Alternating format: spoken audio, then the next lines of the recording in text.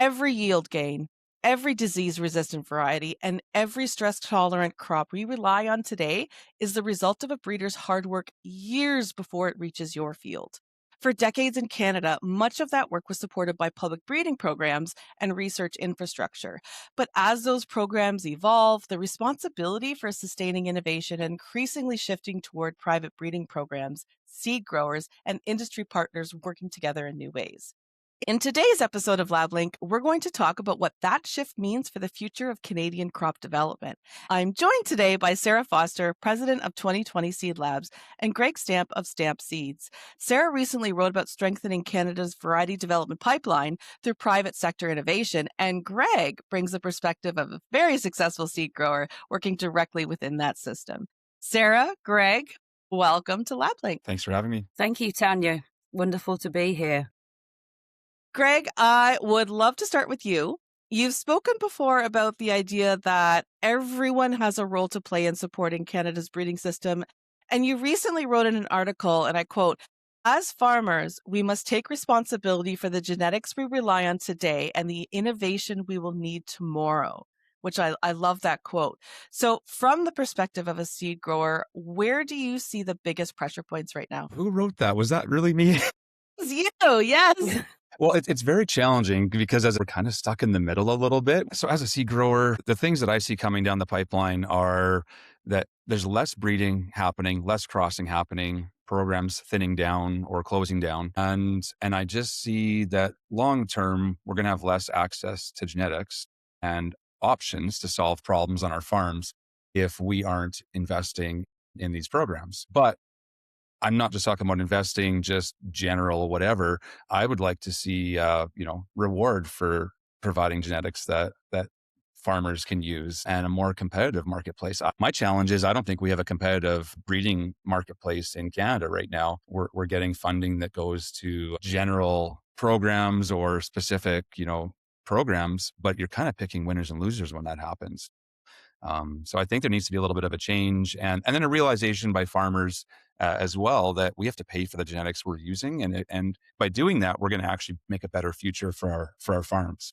And I mean, it takes years of work and testing for this innovation to happen before it reaches the field. Well, that's the problem right now is farmers aren't going to see the problems that are happening in the marketplace and for 10 years, 20 years from now. So what's happening behind the scenes in breeding and funding and maybe not having a competitive marketplace for seed licensing and breeding in Canada, which I feel is a problem right now. Farmers aren't going to see the impacts of that for quite a long time. And that's a big problem. And we are short term. When we rent land for 5 years or 1 year. So how, as farmers, do we think long term? And we're thinking about the next generation when we're talking about what we're talking about today. Absolutely. And it's important to be forward thinking and planning for that future. Well, I want opportunities. I want opportunities for my kids, for the farmers we're selling seed to, for their kids. And when there's a problem that needs to be solved by breeding, I want that option and I want access Absolutely. to solutions. Now, Sarah, your recent article touched on this exact shift. Historically, public programs played a large role in variety development. So what changes are you seeing right now across the industry? So to Greg's point, public breeding programs have long been an important part of the innovation pipeline in Canada. And I think what we are seeing right now is a lot of uncertainty, obviously, as we're going through this. And lots of decisions need to be made on how the future is going to look. But the important part is that we have an opportunity to actually build something that's stronger and more robust, and potentially perhaps in the hands of the grower. And I mean, there's a lot of discussion, no decisions have been made. But I think one of the things that's important with the public breeding system, as we have known it today, they provided a lot of the infrastructure for field sites and greenhouses, disease nurseries, and long-term research, support across important parts and the growing zones in Canada. And that infrastructure is absolutely going to change. The decision has been made by the decision makers and policy makers So I think this is our opportunity to come together as an industry and decide what it is that we want going forward. And I mean, we know other countries have really strong systems that are currently working. One, as an example, is what's happening in Australia. And just make sure that, the support systems around breeding continue to evolve alongside these changes. And I know as we get further down the road, as Greg says, he wants continuum for his family operation, for his children. And there's no getting around the fact that, we're living in a country where there's climate change, that, we've got short growing systems, that type of thing. So we're going to have stronger genetics. And it sounds like there's enough uncertainty with growing, especially with weather, climate change, all of these things. And this is like just one more uncertainty that we don't need, right? Now, Sarah, you also wrote in an article recently in Seed World that, and I quote, innovation starts with breeders, but is sustained by growers. And it's such an impactful statement. Can you expand on that? Yes. Well, there are many strong varieties on the market, and Canada is well respected globally for our breeding programs and robust varieties. And the innovation has been driven primarily out of necessity. We need seed that can grow in a wide variety of field conditions, from irrigated fields to dry lands and a very short growing season. And seed growers have sustained those lines with strong standards around maintaining the pedigreed status for varietal purity, as an example.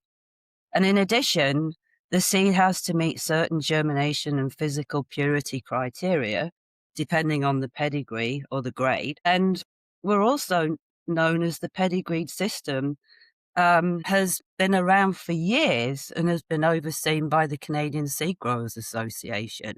So we work together. And I think, it's so important to keep that innovation. And it is the growers that have kept that going. It's their voice going back to the grower and saying, I need this in this growing region. So, Greg, from your perspective, where do growers fit in this conversation? Well, I look at it a little bit like, I would say farmers fitting into where the breeding is going. It's a little interesting because you've got the public breeding system and you've got some crop commissions that are investing in some breeding in a roundabout way. And you've got WJRF that's taking railroad overcharges, which is farmer money, and spending that on research and some breeding and things like that. But that's not a direct trigger to spend money on things that, I mean, it's being advised and looked over and money's trying to be spent where it has impact on farmers. But it's not a direct link to the varieties farmers are picking to where the money gets spent. And then you're kind of picking winners and losers in that space as well, because it's funding certain programs. From a farmer's standpoint, I think I would love a day where when a farmer picks a variety to grow, that spends that money on that breeding program, so that breeders are, whether they're public or private, are properly rewarded based on what the farmer actually picks to grow, and not based on just a pool of money being collected and spent on a program, but it's actually very direct link from farmer to seed grower to breeder. And that will influence what the breeder does for the farmer and how to position in the marketplace and breed something that is a win for farmers. So I think one day that probably get there. We're not there today, but there needs to be a very direct link to performance, in my opinion, and competition in the marketplace. I love the points that you just raised about sort of that directly reciprocal investment that you're looking for. Do you feel that growers across Canada, I don't want to say understand, but really see the value in looking at it that way? Or is there some convincing that needs to happen? Yeah, it's really difficult to make that connection. Like, I live it every day, so it's maybe a little easier for, say, someone in the seed business. But no, I think it is challenging for farmers to make that connection. And sometimes when things are just there and things are working, you don't feel the pressure of that. So unless people fear that something's going to collapse or not be there in the future, and it's kind of functioning, I think people are kind of ignore it. Unfortunately, it's kind of like my extra weight. It's like, oh, well, it's okay. It's not causing me any big issues, but I could probably lose 10 pounds, it's a little bit like that. We could all lose 10 pounds, right? But, and I experienced this obviously in the fire service, right? So people think that a fire just won't happen to them. So they don't really take fire safety seriously until it happens to them or their neighbor, and then they're directly impacted or they see it. So the breeding system in Canada is it's about to be, it's kind of on fire, smoldering, and I fear we're in for bigger problems. So I do want farmers to be aware that I think Canada, with the breeding system and having options. Actually, the biggest problem I think right now is if we don't act now, we're not going to have the option of the public system competing with private breeders and having a fully, like, I love all the people that work in the Canadian breeding infrastructure and the whole system. They're great people and smart people. But I do want them to be in a functioning competitive marketplace to breed seed publicly, privately, and provide options for us and our customers. Love it. It's definitely really hard to convince when the mindset is if it ain't broke, don't fix it. But in this case, once it's fully broken, it's really hard to fix. There will be such a gap Yeah, in I the think it's future. important to have some public breeding and for those public breeders and systems to be rewarded for the work they do and for the money to flow. If they create good things, the money should flow back to that program. Now, there are cases, say in commissions and things like that in government, to fund non-competitive research. I mean, that's super important. We need to fund the research that a private person wouldn't fund. So we do need commissions and government to provide infrastructure and non-competitive research. But past that, I think it's on us, the people that are using the technology to make money with the farmers, us seed growers. What, farmers want to make money? What? Well, that's the goal. It doesn't always work that way, but the goal is to make some money in farming. But yeah, some years it's a little dicey. The nobility of the profession does not put food on the table, right? Everybody loves farming, but yeah, there's got to be some money at the end of the tunnel there. For me, like when you talk to a customer, it's like, okay, what are the reason we would grow a fall crop? You protect some risk, you take advantage of different moisture timings, and so you do a lot of things in farming to try and reduce risk, gain more yield, prevent disease, things like that. And that all comes directly from the genetics that we all pick to use. Super important to have lots of options. Awesome. I really want to get back to a couple of those points, but just shifting slightly. Greg, when you're producing seed in the fields, what are some of those traits and characteristics that you just mentioned that immediately stand out to you when evaluating a new variety? Well, when we look at picking a new variety to grow and produce seed of and market, we're looking at standability. We're looking at disease package, and that can be everything from smuts or bunts to fusarium to maybe an ergot resistance, things like that. Solid stem, sawfly is an issue in this area. Some of our customers would have midge problems, so they would be looking for a midge tolerant variety. And yeah, and then you get into some of the fall crops. It's like, oh, if someone wants to grow a wheat. Well, you could grow a winter wheat. You could grow a GP plus that fits into more of that general purpose or feed market. You could grow the CWRS. So protein, that's something as well. The variety may yield more, but are you at risk for not meeting a protein cutoff on a year when protein really pays? Things like that. Sprouting, that's a big issue on certain varieties. You don't want something to prematurely sprout. So there's a lot of there's a lot of things that go into a variety, and then drought tolerance, right? Like there's certain barley varieties where our customer is irrigation or medium to high moisture, and I would not sell that variety to someone on dry land in southern Alberta. They need a different variety that is a drought tolerant barley variety. But on irrigation, I wouldn't suggest it because these other ones are going to yield more. So really segmenting the customer, what they actually need, and having specific plants and varieties to target that specific customer. I mean, we're growing 8 different barley varieties right now, and there's kind of 2 for each customer, basically. And would it be fair to say that the more innovation that happens in breeding and genetics, the more options growers will have? Yeah, the more breeding and the more innovation and breeding that happens, the more options I can offer to the customer. And so whether that's a solid stem spring wheat that is equal in yield to the other varieties. All it has to be is even close, because solid stem is such, like, the sawfly issue is so bad in certain areas. All we have to be is even close in yield, and the customers love it. So it is really critical to have those options, because otherwise that farmer can't grow that crop. It really is that simple. Um, Durham had some solid stem genetics, but CWRS didn't have some great ones until recently, and they're flying off the shelf because the customers need that solution. And you just spoke about tailoring the specific variety to the grower's conditions, which is such a symmetry to what Sarah and Moses and Trevor have talked about, how you cater testing in the lab to where those conditions are, whether they're looking to do an early planting or whatever. So I love that both sides of the industry are really trying to customize growing and testing for the to Sarah, the for the growers. Sarah, can I talk about, let's say, the flax or the pea germination challenges we've had? Please.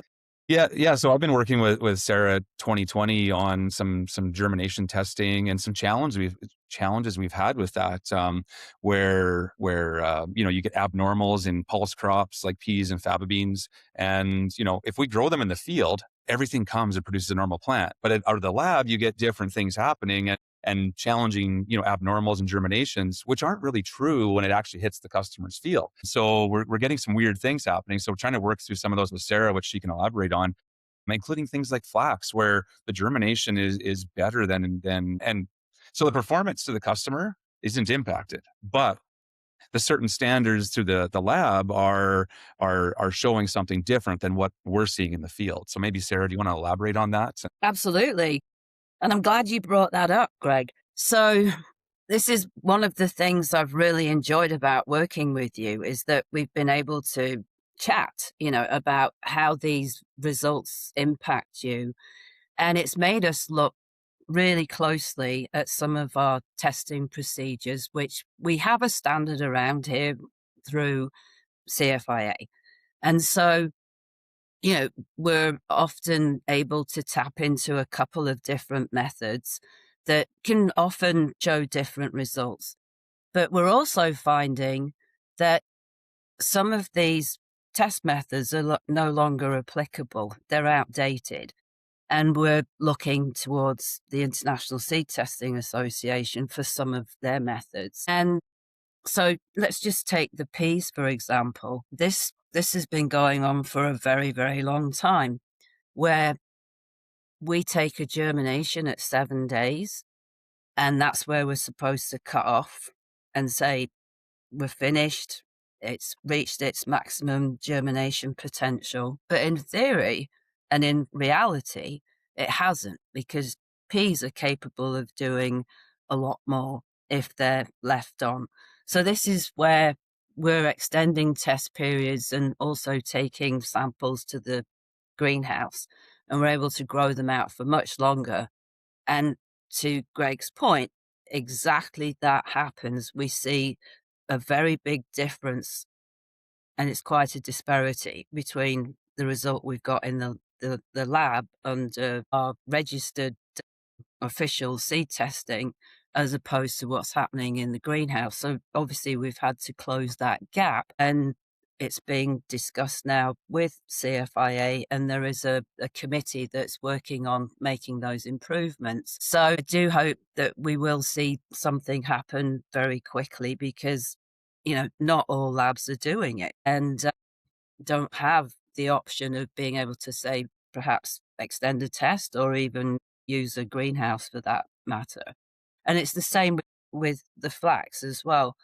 We tapped into a method this week, essentially just taking the same seed, putting it into a different substrate, lowering the moisture, keeping the temperature constant, and the result was much, much different. So our job is to find out what the potential of the seed is. And that's the most important thing, because obviously our results have to correlate with the field.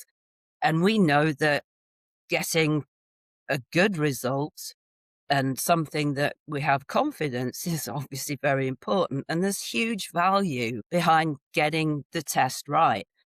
And so in my article and in this situation now that we're in, it made me think, this is where all labs across Canada, if they're willing to share their information and their data, obviously confidentially, it would be very important for us in different regions to start speaking up and saying, we have these issues. And, if we're seeing, say, issues with the germinations or issues with disease testing, if we tapped into various different qualities, if you like, is it regional? Is it across Canada? And if it is, because we are in different regions, some of this information can help the breeder. So if I bring it back to us here at 2020 Seed Labs, we monitor absolutely everything. And in this last couple of years, we've seen some really good varieties and they're very strong. The germ is good, the vigor is strong, there doesn't appear to be a lot of disease. And those are the kinds of things that growers look for. And it seems that it's consistent with the variety across the province. And so that's a good thing. So, Sarah, what I'm hearing actually really from both of you, because Greg started this whole topic of the gap between, what they're seeing in the field versus the lab. And you've always talked about the importance of collaboration between grower and the lab. In terms of breeding, of the breeding pipeline and what we've touched on just now, how important is that collaboration? And maybe I'll just ask both of you to talk about that collaboration in terms of the breeding pipeline with the labs, with growers, breeders. How important is that? I would say it's pretty important, but I do feel like there's often not a lot of connection between all the groups. There's been a few times where, I've grown a variety and maybe it's from a breeder I don't know or something like that. And, we don't understand the variety good enough or well enough. And a few years later, you end up meeting the breeder and get to know them. And then you end up learning, oh, this variety was better in this situation. And I'm like, why wasn't I aware of that? Or so I feel like there's a lot of stuff that gets lost between breeder, seed company, dealer, retailer, grower, and then analysts and labs. And I feel like it's a little disjointed. And I would love to know way more information. Like when a variety, first gets launched or registered, you have that whole registration package. Well, I make sure I save all that registration package information because I'll never find it again. And you get this little text sheet, which doesn't give me any information on how to market and position this variety or any of the small things that they learned in the registration process, because it's not anywhere after that. You get this little pamphlet to a sell sheet, and it's not good enough. I want access to way more information. Totally agree with you. So this is where I really, really enjoy the collaboration with yourself and other growers and many of our customers. I don't believe, and I haven't for years, I realize for us to put the certified seed, grade on the report, we have to follow official methods. But we can also look at through vigor, which isn't a standardized test, what the sweet spot is, for example, on where this particular seed lot's going to grow. And not just grow, but rapidly and uniformly. And resist cold temperatures, for example. And you've tapped into that, Greg, with the ultra early seeding program that you have with, yourself and Dr. Brian Berries. And I find that extremely interesting because seed is very capable, and some varieties obviously are much more capable than others. And this is where we need something that we can put in earlier because it's going to perform better at the end of the growing season. Because when we get in earlier, it flowers earlier. We miss that fusarium issue in July. We get better yields and we get better quality and we get more moisture if you go in earlier. So you're actually doing, with the ultra early seeding, a vigor on a much bigger scale than we are. So I find it extremely important to have these conversations with growers. And just going back to the mechanical damage on peas as an example, I didn't realize how big that was. And I've got followers now talking to me and coming back and saying, yes, this time around, your results really showed themselves in the field, as opposed to I had to reduce the price on my seed lot because the germination came back 10 points lower or 10% lower than it actually did in the field, as an example we find out later. But that's not right. Our lab results have to work. Well, and yeah, did it translate into the field, right? So because that's the key. We want performance in the field, but I don't want wrong results and then better performance than I expected in the field. I want accuracy. Absolutely. Yeah. And I think this is where, we need to be a little bit more scientific, a little bit more creative, and have that connectivity with you, because I'm sure there are analysts that continue to follow the rules as they should, but don't necessarily understand what actually happens in the field. And this is where, for years we've made a point of doing this, and this is why we're tracking data and having these conversations with the breeders. And we have so much information, and I think we could really generate good data that you need and that readers need going forward. Well, and tied to the ultra early, I mean, you took a few different varieties and then a few different seed lots of the same variety to see how much seed lot impacts the ultra early situation versus variety versus seed lot. Like, what are we actually seeing? Is there some differences? And so that was pretty interesting for me because I think that's going to take off a little bit more. I mean, this year, this winter, we planted 3 varieties just in demonstration plots, but we planted in January, February, and we just planted yesterday here in March. And just in strip demos, but the January and March, they're sprouted and they look alive still. And it's been minus 17 since the January one was sprouted. Looks alive still. Yeah. But we have a few customers that are really following along, just like you said, because of flower timing. Can you get CWRS or Durham class and similar harvest time and similar advantages to a winter wheat crop? Earlier flowering, higher yields, better moisture use. I think you've both identified some gaps in the chain of connection. So Greg, what is the ideal situation here? Like what would a perfect world look like in terms of that communication of information? What does that perfect package look like for you? Ooh, yeah, I don't know. I don't know if there's a perfect world I had envisioned around communication and things like that. For me, for me, it has to perform in the real world.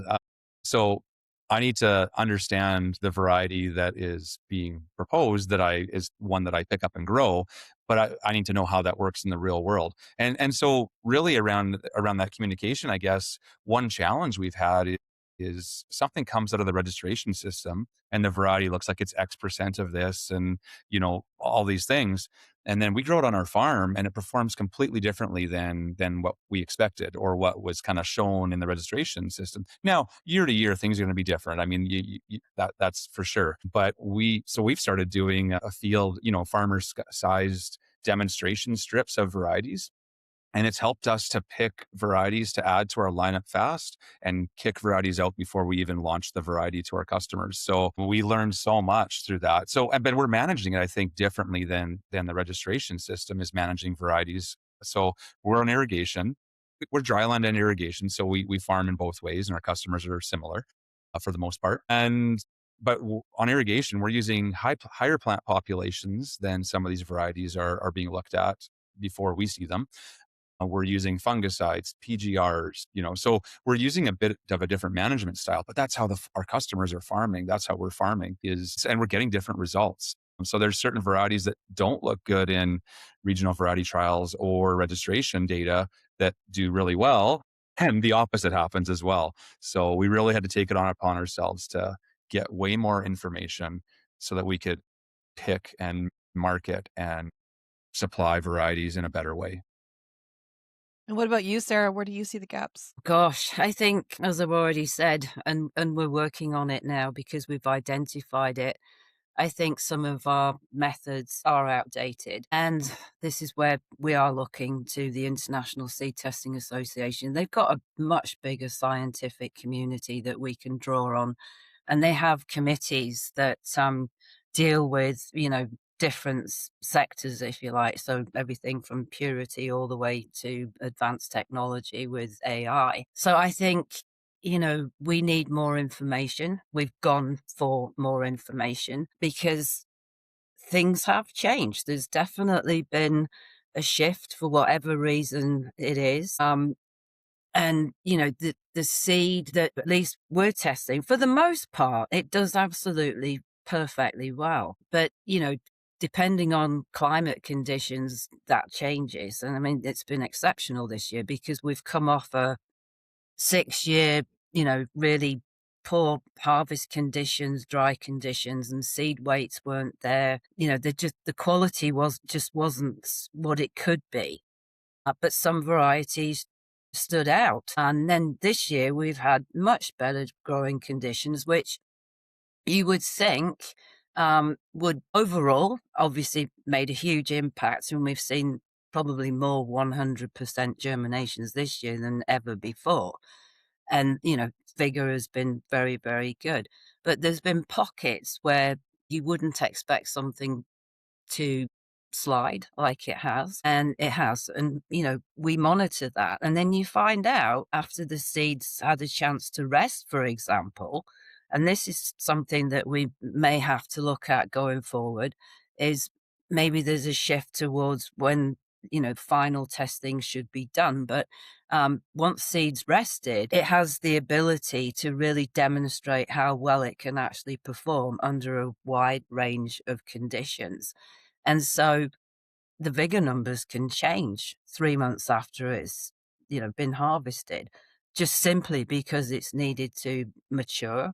And this year, where there were rains, untimely rains, maybe needed, but still untimely, and created a second growth, something like that, even though the seed comes to full weight, it's not fully mature. And that can actually affect the vigor. You don't pick it up in the germination, but you pick it up in the vigor. So then you find the correct temperature to seed at, like planting temperature to seed at.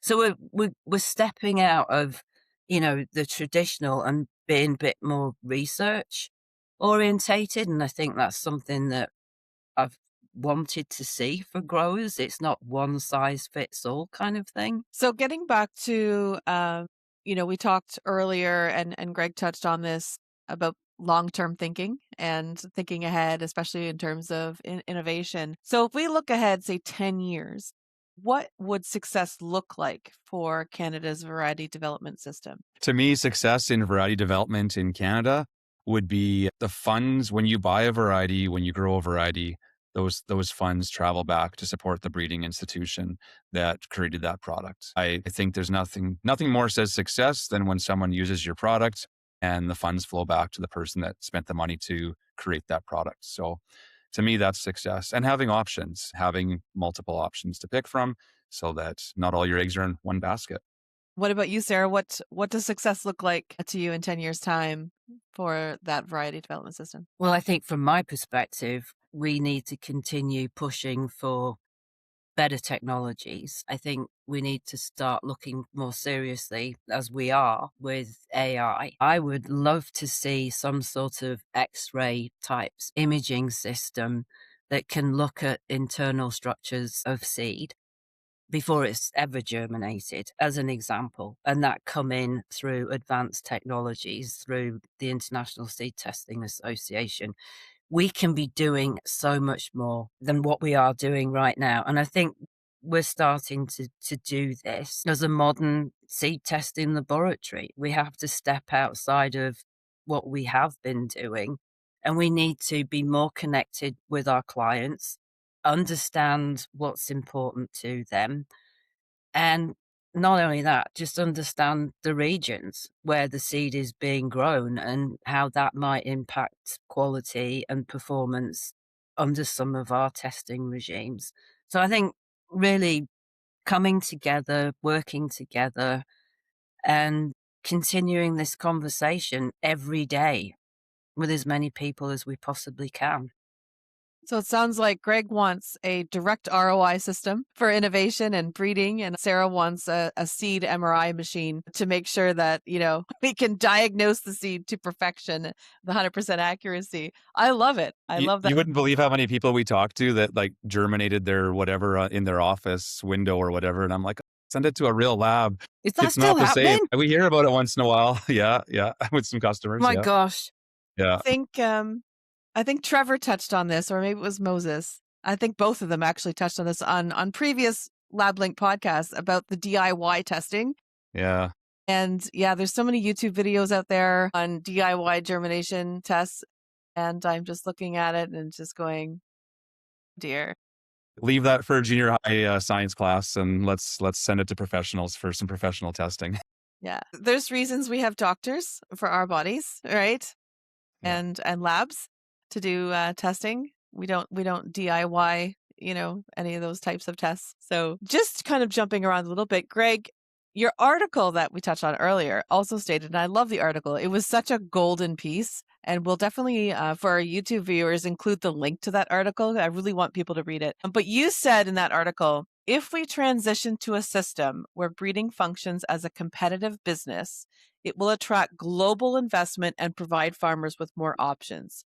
Breeders will no longer just chase registrations. They will compete for market share by producing the specific traits that perform best on your farm. And you did talk earlier about those traits, but I wanted to focus on the global business points that you made. So, when decisions are made for public programs to drop the ball, so to speak, which Sarah touched on earlier, either the industry can react to it and operate within whatever those cost cutting measures are, or we can use this current shift as what you mentioned, an opportunity for the industry to come together and dictate what those outcomes should be.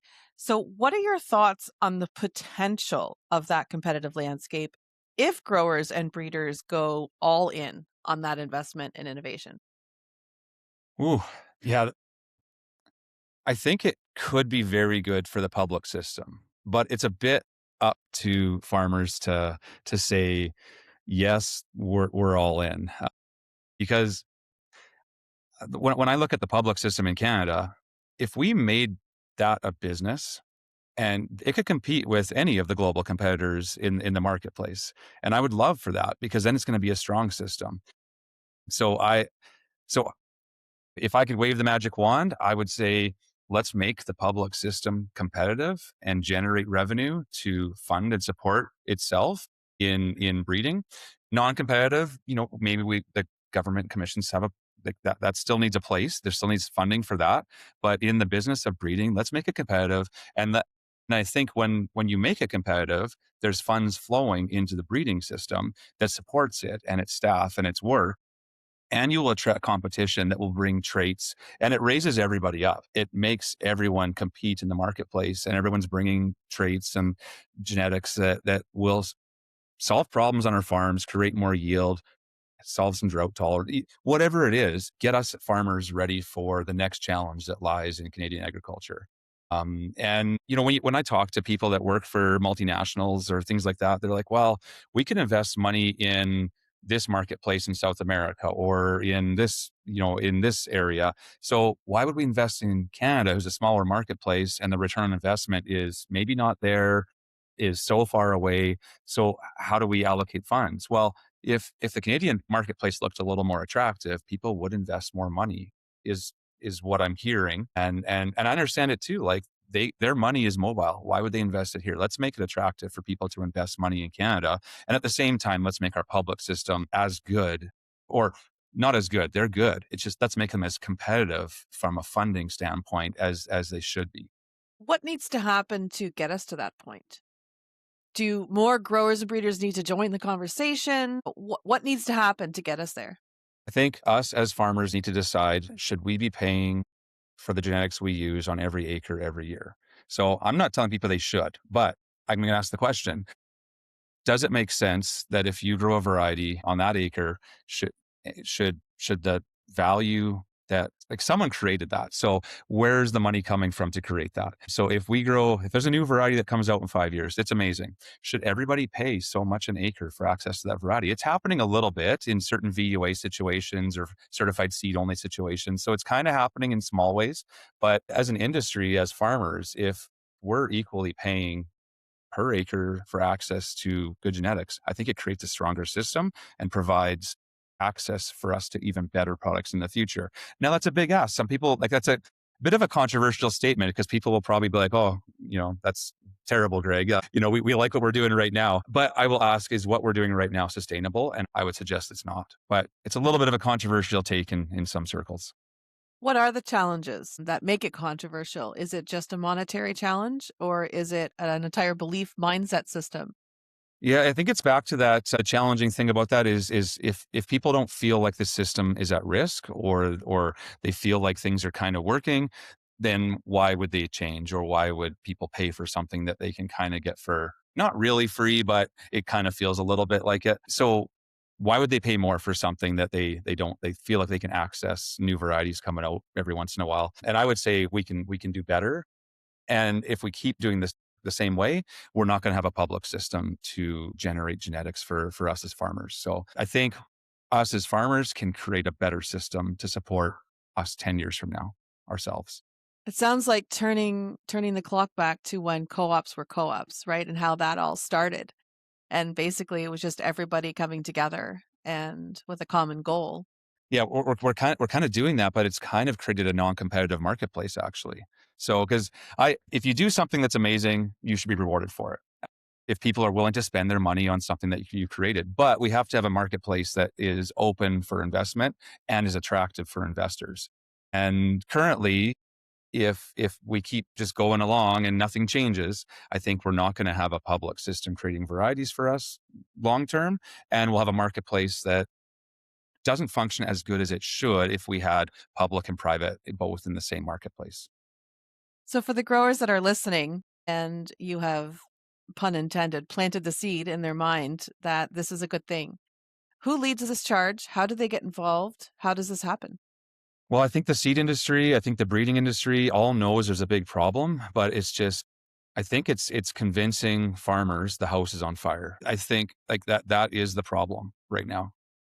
That there really is a big problem in the genetics and seed industry in Canada. And so it's honestly saying, hey farmers, we have a problem, we have to do something, and it's going to be different than it was before. Or it could be different than it was before. And if we don't do anything, I think we're going to be in a worse situation as farmers. So somehow it's hard to convince someone of that, right? It really is. And I don't know what the solution is really. But if we don't do anything, and the longer we wait, the worse it's going to be. So it's it's like, when's the best time to stop smoking? Well, it was probably yesterday, but today's okay too. I don't know. Or if you had cleaned your room last week, It wouldn't be then so bad this it week. wouldn't be so bad this week. And now it's really overwhelming. And then you're going to put it off Yeah. even longer. And it's just going to, yeah, the problem's not going to go away. It's only Yeah. going to get worse. Yeah. And I mean, currently the farm economy is challenging. So, I mean, farmers feel that the farm economics are not great right now. And it's like, well, I don't want to spend this. And, you know, obviously that's a concern. But I would also say if we had done something 10, 15 years ago, would you have a better drought tolerant variety to grow, a better solid stem drought tolerant CWS to grow or Durham to grow than you currently have? Maybe, I don't know. But let's put ourselves in the position to have better access in 10 to 20 years than we might have if we do nothing. And I was just going to say, having just listened to what Greg had to say, I feel that okay, it's crunch time and we do have to do something and we all have to work together. There's no two ways about that. But I do see this as a huge opportunity to make the best of it. When you're in your own business, you always have to look for what's coming, what the opportunities are, how can we be more competitive, how can we offer more and not be afraid to think that making money is actually a problem. And, I think we've all been kind of suppressed a little bit over the last little while. There's always something in the ag industry that's coming at us, but I think by far this has been the single biggest mountain that we're going to climb. And I mean, the good news is that I understand we do have some time, to collaborate with AAFC. They are looking at what's going to work, and certain places, certain breeding stations, research stations obviously are staying open.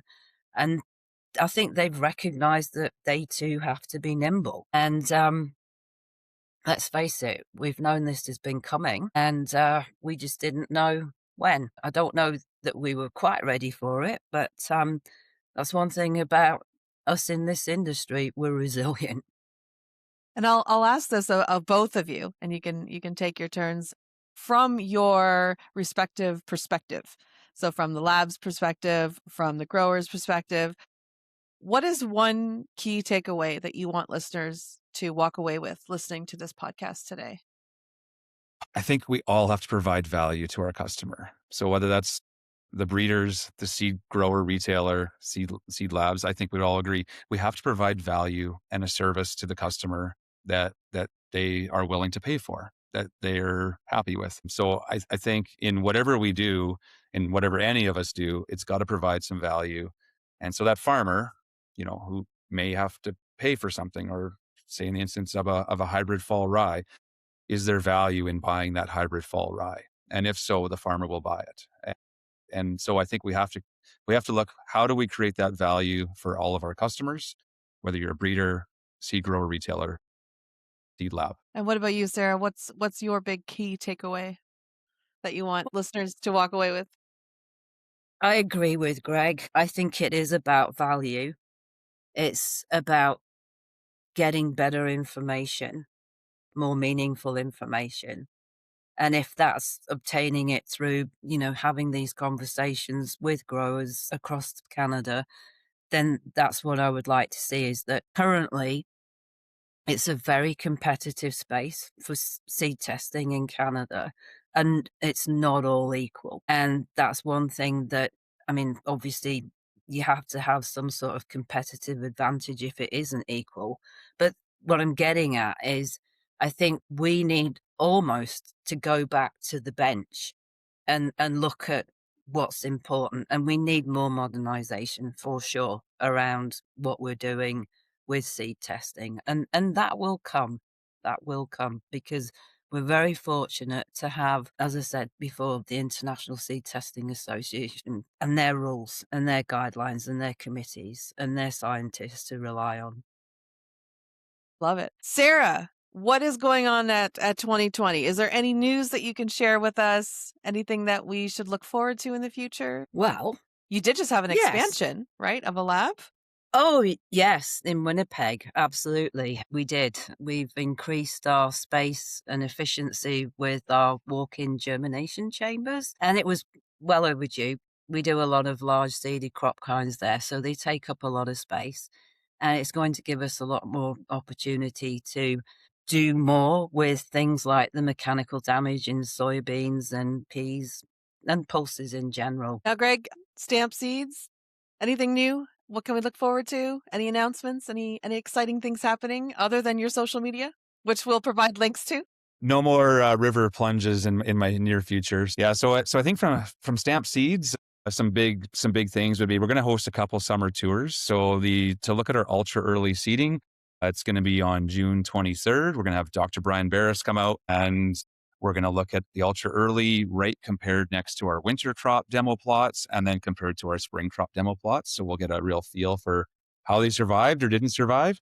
And then we're going to have our main summer tour on July 16th, where we're going to look at all of our spring crop demo plots and a brief look over the ultra early and winter crop plots. So doing these demonstrations has been such a game changer for us. We learned so much by doing that. And then the only other thing would be in the pipeline. We started working with a couple, getting a little more vertically integrated in the seed business.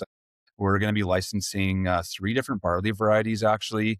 Can't say too much about them, but look for a couple forage varieties and 1 grain barley variety in a few years from us. We already work with some great partners in the seed industry, but there's some more things in the works behind the scenes, and there's going to be 3 barleys licensed to Stamp Seeds, hopefully in the near future. I love that you've just teased us under a cloud of mystery there. Yeah. I don't want to overpromise and underdeliver. So Thank you, Greg, and thank you, Sarah, for just delivering a fantastic episode of LabLink. Really appreciate your time. And hopefully we have a return visitor with Greg. I think a lot of listeners will definitely want to hear more for sure, especially after those demonstrations about, what the results were maybe. yeah, can we title it like Greg complains about farming or Oh, yeah, absolutely. Greg's grievances? There we go. We can do a Greg Rants episode.